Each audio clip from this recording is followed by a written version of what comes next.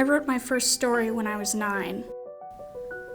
I was struck with the inspiration to write it when, to cut off a long tangent before I start one, we had a rubber duck in our house. It wasn't a normal rubber duck, of course. It wasn't the kind of toy that you would give to a child at bath time.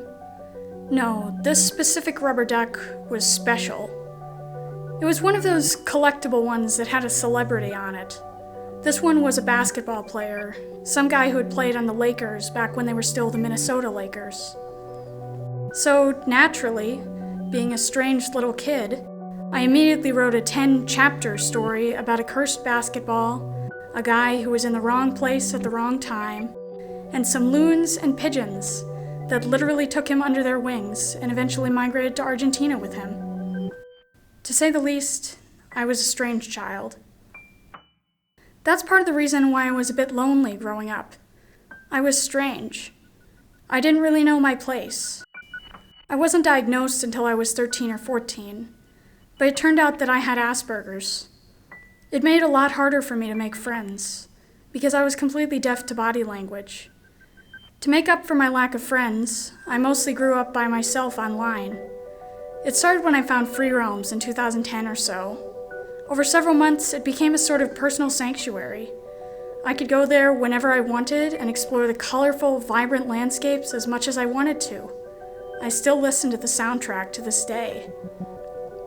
Through that game and a few others, my passion for writing finally rebounded. I started a blog on video games and began developing the online persona that I still use to this day. When I started that blog, I not only improved my skill with words, but I also finally had real friends. I still Skype with a few of the people I met on there. Eventually, I lost interest in the blog because I just wasn't interested anymore. By the time I quit for good, I'd been doing it for 2.5 years already. It was time for something else, and I found it. Fanfiction.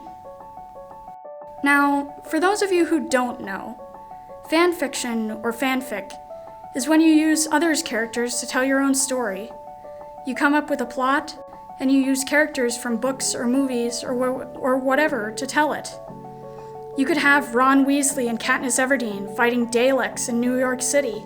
If you can imagine it, and you have the energy to write it, you can make it real.